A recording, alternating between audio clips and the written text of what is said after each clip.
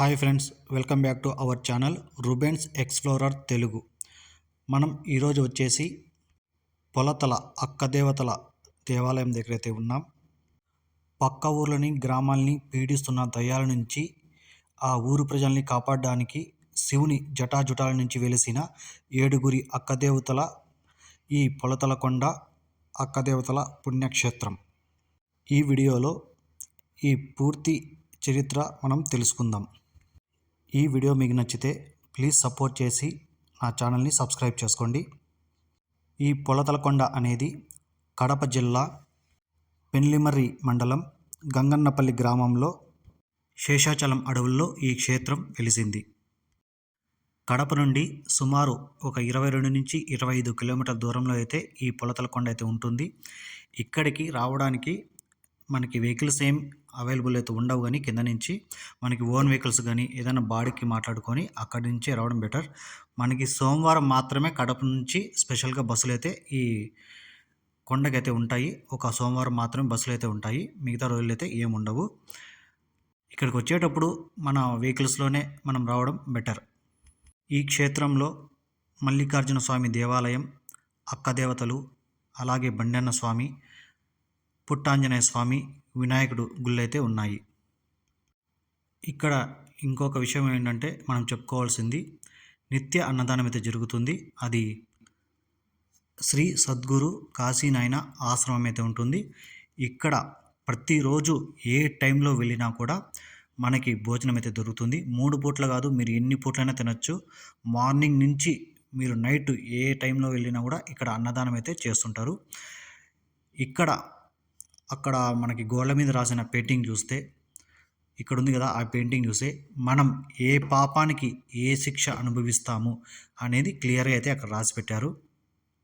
అలాగే మనం పుణ్యం చేస్తే ఎక్కడికి వెళ్తాము అనేది కూడా అక్కడ అయితే ఆర్ట్ గీసి పెట్టారు.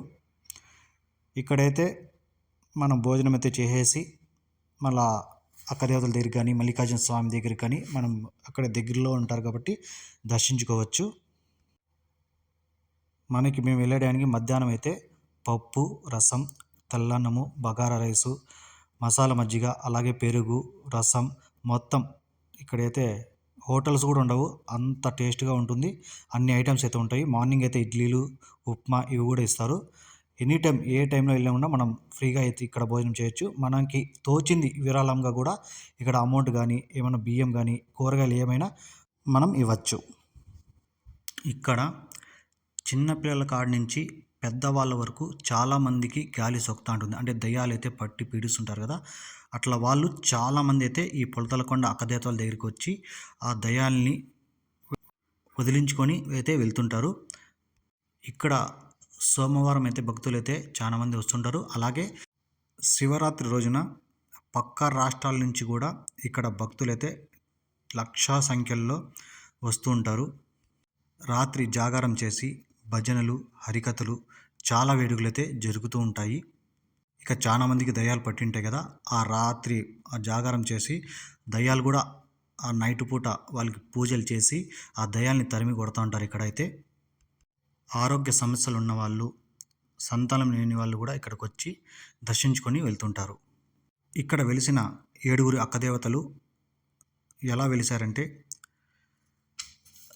శాకాసరాముడిని ప్రార్థిస్తే పెద్ద వీరమల్లమ్మ, సూర్యుడిని ప్రార్థించగా సూర్యకన్యక, చంద్రుడిని ప్రార్థించగా చంద్రకన్యక, అగ్నిని ప్రార్థించగా అగ్నికన్యక, భూమిని ప్రార్థించగా మంత్రాల మహాదేవి, నాగమునమ్మని ప్రార్థించగా చిన్ననాగమునమ్మ, శివుణ్ణి ప్రార్థించగా చిన్న వీరమల్లమ్మ అయితే ఇక్కడ వెలిశారు.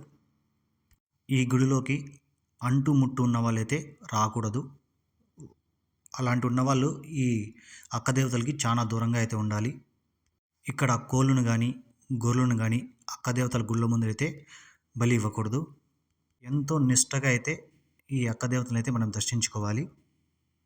పూర్వం ఇక్కడ 101 కోనేరులు ఉన్నాయని చెప్పేవారు. ప్రస్తుతానికి నాకు తెలిసి ఒక 7 కోనేరులు అయితే ఉన్నాయి. ఈ 7 కోనేరులు ఇప్పుడైతే భక్తులు వస్తారు కదా, అక్కడ స్నానాలు చేసి తడి బట్టలతోనే అమ్మవారిని దర్శించుకుంటారు. పొరుగు దండాలు పెడతారు. సంతానం లేని వాళ్ళు వాళ్ళ చీర కొంగుని కొంచెం చింపి ముడుపులుగా అయితే కడుతూ ఉంటారు. మేము వెళ్ళే టయానికి శివరాత్రి అయిపోయి ఒక 10 రోజులు ఏమో అవుతుంది. ఆ టైంలో భక్తులైతే తక్కువ మందే ఉన్నారు కానీ మేము వెళ్ళే టయానికి అక్కడ హుండీ అయితే లెక్కింపు అయితే జరుగుతూ ఉండింది. అందుకే మనం దగ్గరికి పోయి వీడియోస్ అయితే తీయలేకపోయాం. అలాగే మనకి ఈ కోనేరులు కూడా ఆ భక్తులతో కొంచెం ఇవే అయిపోయింటాయి కదా, దానివల్ల కోనేరులు మొత్తం వాటర్ అంతా తోడేసి క్లీన్ చేసి మళ్ళీ కొత్త వాటర్ అయితే పడుతున్నారు మేము వెళ్ళే టయానికి. ఇక్కడ చూపించిన బావి ఇక్కడ చూడండి, ఇవి ముడుపులు అయితే కడుతుంటారు మన సంతానం లేని వాళ్ళు.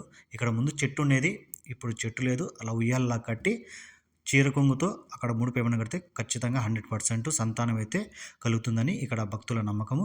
ఇక్కడ పక్కనున్న బావిలో వాటర్ కూడా చాలామంది ఇంటికి ఎత్తుకొని వెళ్తుంటారు బాటిల్స్లో పట్టుకొని, అంటే ఇంట్లో పెట్టుకోవడం మంచిదని, కొంతమంది చల్లడం, ఈ పొలాల్లో చల్లడం పంటలు బాగా వస్తాయని ఇక్కడ భక్తుల నమ్మకం. చాలా దూరం నుంచి శివరాత్రి రోజు అయితే కర్ణాటక రాష్ట్రం, తమిళనాడు, ఇలా తెలంగాణ నుంచి చాలా దూరం నుంచి లక్షల్లో అయితే వస్తుంటారు. ఫస్ట్ ఇక్కడికి వస్తూనే మనకి మల్లికార్జున స్వామి దేవాలయం అయితే ఉంది. ఆ దేవాలయంని దర్శించుకొని ఆ దేవాలయం వెనకే ఈ అక్క దేవతల పుణ్యక్షేత్రం అయితే ఉంది. ఇంకా పక్కన కూడా బండన్న స్వామి, ఆంజనేయ స్వామి, వినాయక స్వామి ఇలా ఆలయాలు కూడా ఉన్నాయి. ఆ భక్తులు కూడా అవన్నీ దర్శించుకుంటారు. ఇక్కడ గోవులు కూడా చాలా ఉన్నాయి. ఇవన్నీ దేవతలకు సంబంధించిన గోవులు మాత్రమే.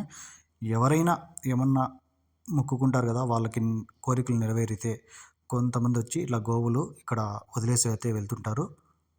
చాలా వందల సంఖ్యలో అయితే ఈ గోవులు ఇక్కడ గుడి చుట్టూనే తిరుగుతూనే ఉంటాయి. ఎవరైనా ఇక్కడికి రావాలి అనుకున్న వాళ్ళు మీ ఓన్ వెహికల్స్లోనే రావండి, లేదా అక్కడే బాడీకి ఏమైనా తీసుకొని బాడీకి అయితే రావండి. ఇక్కడ మీకు ఇక్కడికి బస్సులో వచ్చినా కూడా మీకు కడపకు వస్తారు. అక్కడి నుంచి మీరు రావడానికి వెహికల్స్ ఏమి ఉండవు. కింద దూరం కూడా చాలా దూరం కాబట్టి వెహికల్స్ ఏమి ఉండవు. సోమవారం అయితే స్పెషల్గా బస్సులు ఉంటాయి, అవి టైం టు టైం మాత్రమే ఉంటాయి. చూసారు కదా. ఇక ఈ ఇన్ఫర్మేషన్ మీకు నచ్చితే నా ఛానల్ని సపోర్ట్ చేయండి. ఈ వీడియో మీకు నచ్చితే లైక్ చేయండి, అలాగే మీ ఫ్యామిలీస్ కానీ ఫ్రెండ్స్ కానీ షేర్ చేయండి. నా ఛానల్ని సపోర్ట్ చేసి సబ్స్క్రైబ్ చేసుకోండి. ఇలాంటి హిస్టారికల్ ప్లేసెస్ నా యూట్యూబ్ ఛానల్లో అప్లోడ్ చేస్తుంటాను. ఏమైనా చిన్న చిన్న తప్పులు ఉంటే కామెంట్ సెక్షన్లో కామెంట్ చేయండి, ఖచ్చితంగా కామెంట్ చేయండి, నేను రిప్లై ఇస్తాను. Thank you.